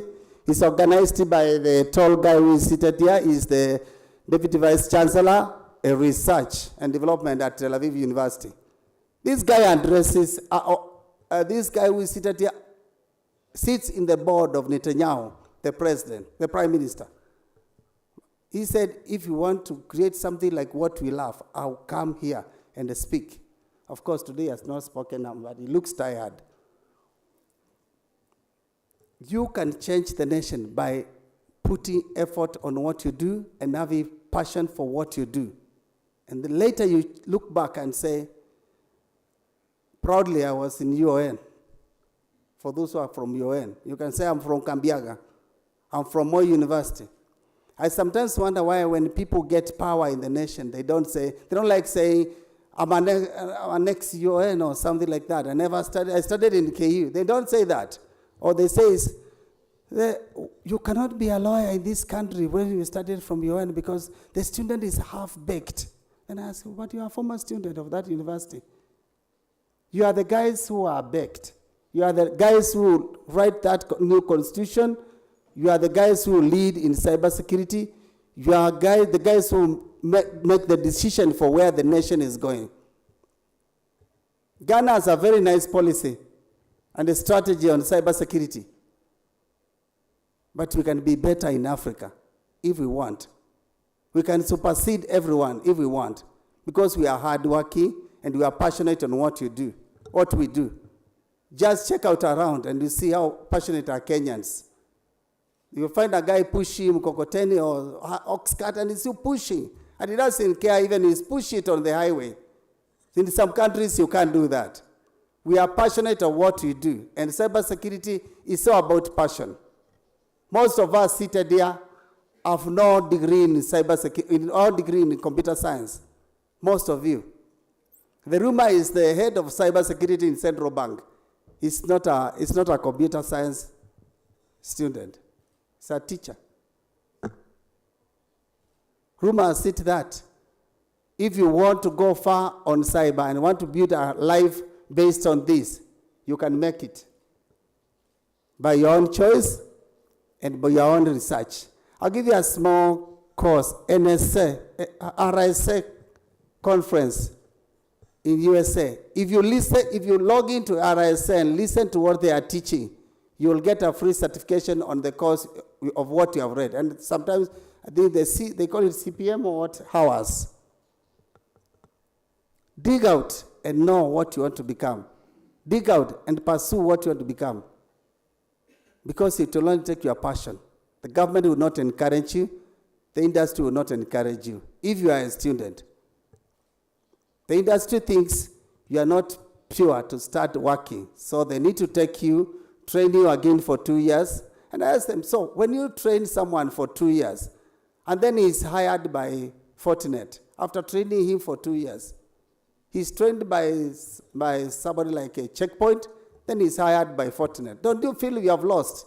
Of course, us as a company, we have trained many people and they leave. I don't want to see the people who have paid 2 million to train also leave. So what do? I go back to the university. First year, you are already working with you. Second year, you already can deliver. Third year, you are able to market yourself out in the public domain. Fourth year, we don't want you. Just leave. We are getting other first years. And you go and work for the big companies in Africa. It's a strategy, and it works. It doesn't only work here, it works also in Hungary. It works in China, it works in Israel. One day I sat down with a pastor and he told me, what I've told you, I learned for 5 years, and I've just told you in 10 minutes. I'll say the same thing. It took me many years to learn that passionately you can do anything. It's the only way left now. Because for the funds, you don't have. For somebody to encourage you, you don't have. Everybody for himself. So passion, you don't need encouragement. You don't even need money. You just need to put more hours to it, and you'll win. Tomorrow we start our last day of the conference, and we invite all of you, invite somebody, invite another person to come. And if you want to reach out to us, you can see our emails on this billboard. This one written CyberPro, or you can do cyberpro.global. You go into the website. We are still doing a lot of things because we are afraid you might hack us down. So we are setting up a totally self-learning platform. Maybe the courses will be 1,000 or 2,000 or 5,000 or even 50,000. We are moving on to universities. We are establishing academies within universities. We have an academy at Daystar, academy at Catholic University, and our National Cyber Research Center, which is supposed to be approved by the government as a National Cyber Research Center at the University of Nairobi, Chiromo campus. Those are some of the things we are doing for free. We're not looking at a financial benefit, but we are looking at changing the ecosystem of cybersecurity and AI. And we need your help. We need your dedication. If you can train, if you can be involved, if you can market, if you can reach out to us, we'll give you the opportunity to do it. ke@cyberpro.ke is our simplest email. Thank you. Have a great evening. And if you could pass through the counters and see whether it's tea you can take, and then we'll meet back here tomorrow. God bless you.